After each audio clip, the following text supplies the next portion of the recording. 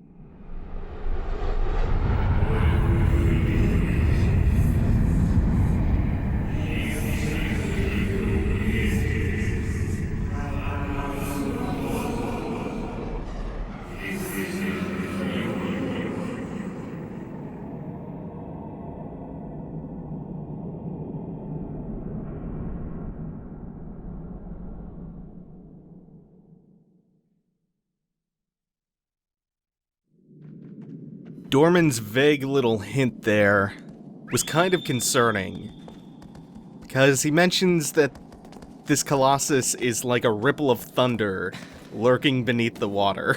Lurking underwater is the way I think he phrased it. It's also not a very helpful hint because he says it's in a lake somewhere, but it's, there's kind of a lot of lakes. Luckily, I know where I'm going. Aggro doesn't know where I want to go, though. Aggro's just derping around. Just really par for the course with him. Her. Damn. Always mess that pronoun up. So, once again, we're going to be heading behind the temple. Let's see. I think this is the bridge I want to take. No, wait. Wait. This is the bridge I want to take. Actually, I think both of them lead out to the same spot. Come to think of it. Yeah, they definitely do. So, I'm gonna be turning right out of here, I believe. If I had taken the bridge, that would have taken me either to the lower path that led down to the second Colossus, or the upper path that led to Gaius, the third Colossus. But instead, kind of took a different, more scenic route. That's how I'll spin this. It's not far out of the way, it's scenic.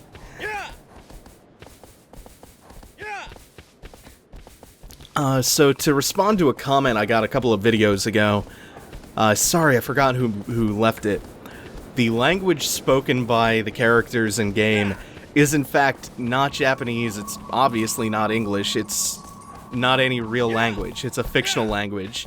And I think it's a fictional foreign language invented and implemented into the world to kind of put you off balance a little bit, to make you feel even more like a stranger in a strange world. You're kind of isolated, alone in this mysterious foreign place where you don't even have a language in common with what's being spoken in this. That, if you turn left there, into that darkened valley, that's the canyon path leading out towards the lake where we ascended and fought the third Colossus. Like I said, that hint from Dormin was not exactly helpful, since there are so many lakes and we've visited two already, neither of which are the lakes we want to head towards. In fact, the one we are heading towards is behind the temple and across this desert landscape. I like that you can see the color palette gradually shift and it takes on this kind of golden hue. It's really nice looking. Even the deserts out here are kind of pretty. So, whoa. Yeah, this is one of the horse tricks you can do. You can hit R1 and up, and that will allow Wander to stand atop aggro. There are a couple of more tricks you can do from horseback. I'll try to gradually show them off as I make my way towards each Colossus. That's my favorite one, though, especially because you can kind of just stand atop aggro and fire the bow off. It's kind of neat. So I think I'm steering a little bit more towards the left, and there should be a valley coming up pretty soon. So a while back, I mentioned that Shadow of the Colossus is a prequel to Ico. That'll be more apparent as the plot progresses. We still aren't at the phase where we're getting heavy plot progression. We're seeing elements emerge in the environments, but plot-wise, it's going to be a while before we get any kind of real resolution. But we're going to see, particularly with the ending, where the connections between Shadow of the Colossus and Ico are stronger. And it is a confirmed prequel, by the way. For a while, Ueda was kind of cagey about it, saying that he wanted players to draw their own conclusions about the story and any possible connections between the two games. He did eventually outright say that it is in fact a prequel and not just a spiritual successor. And one really interesting connection you might have noticed is the pattern on Mono's dress, Wander's clothes, and the sigils on the Colossi. They're all very similar, and they bear a resemblance to the pattern that was on Ico's tunic. And as we come out here to this bridge, this is one of my favorite individual pieces of scenery in the game. It's just this really cool shot. Get kind of this corkscrew tower off of desolate, crumbling bridge. It's very, very nice looking, too. And you got a shot of the Colossus in the water. If you are wondering what those three glowing spines were, those spines are what's generating the electricity that this Colossus is going to use to attempt to shock us. You can get a good look at him down below, beneath the surface of the water there. Very ominous looking. Haunting.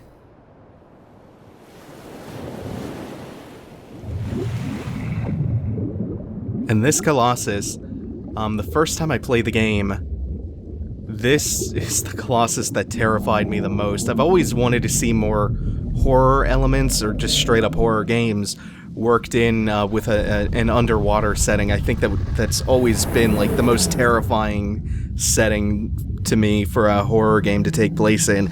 Sadly, I haven't gotten many of those. That's why I always bring up the game that nobody else on the planet aside from myself has probably played, Treasures of the Deep, a game that fucking really, really scared the hell out of me.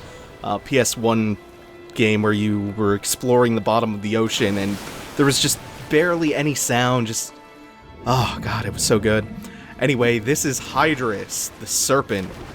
Or I guess the eel. Yeah.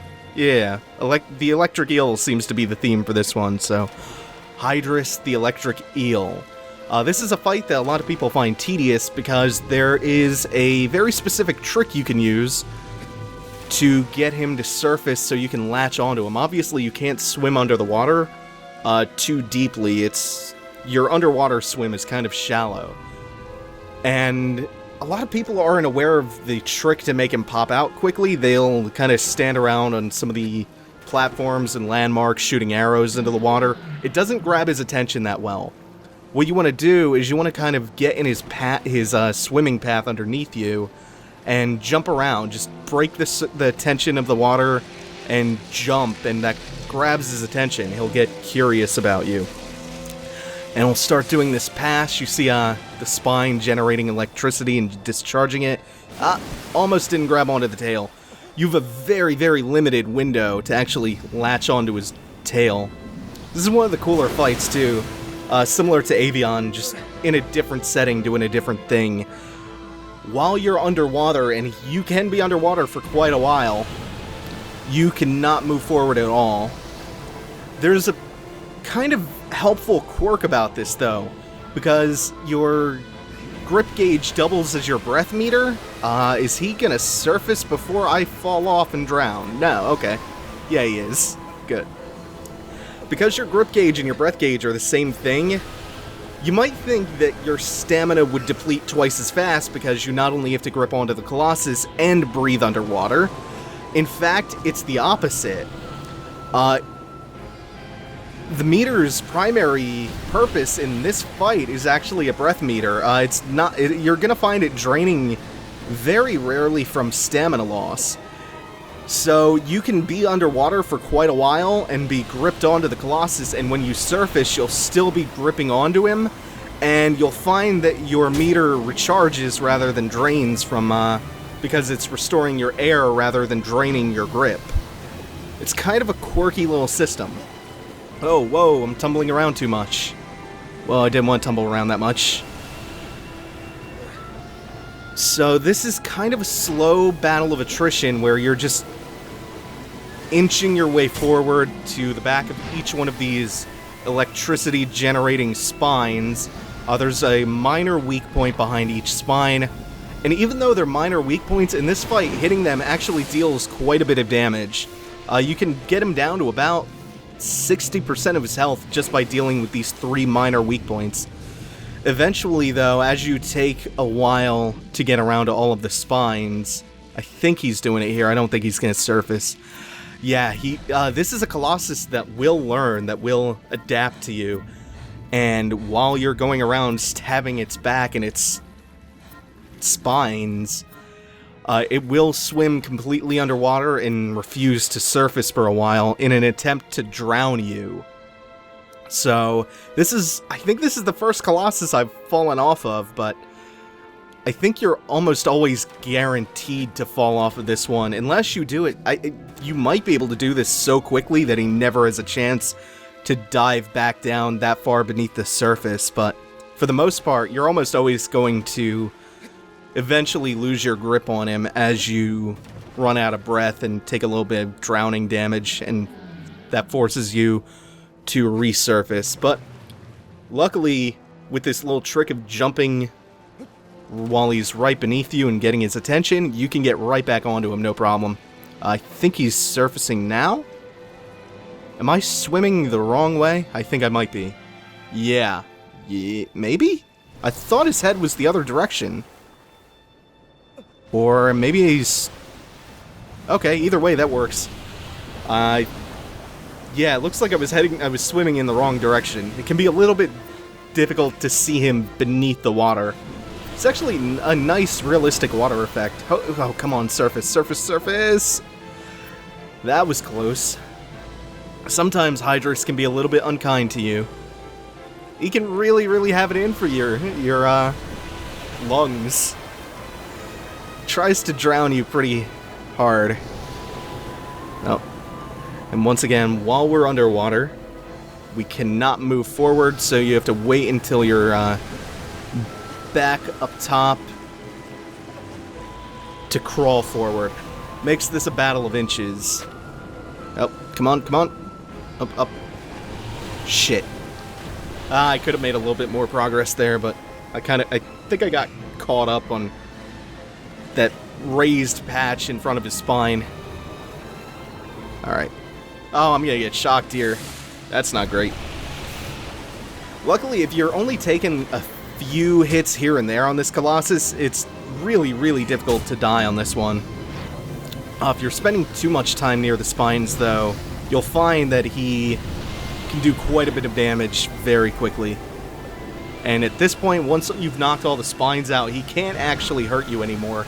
The most he can do is dunk his head around and maybe try to whip you off, but he actually lacks a means to kill you once you've taken the spines out. One of the least threatening Colossi in that regard. Just every stab you take, he'll dunk his head beneath the water, but a couple more pokes, and that is it. Very cool fight. It's a fight that a lot of people find to be more annoying than cool on their first go around. Mostly because of what I was talking about in the beginning, where it can be tricky to figure out an efficient way to get him to surface. That tactic I learned just from trying to do him on a hard time attack. It's actually a very difficult Colossus if you do not know how to get him to surface. Hard if you're doing it on time attack. Otherwise, you can kind of go at this one almost indefinitely. Just gotta let your health recharge if you do get shocked. But more or less just tricky to get a grip on him. That's gonna be it for Hydrus, though. That actually took way, way less time than I thought. I'm not prepared to do the next one or two Colossi. So I guess with that, I will see you all next time for a double Colossus episode. Gonna be going after Colossus number 8 and 9 next time, and we'll be more than halfway through the game. Thanks for watching, everyone. Take it easy. Have a good one.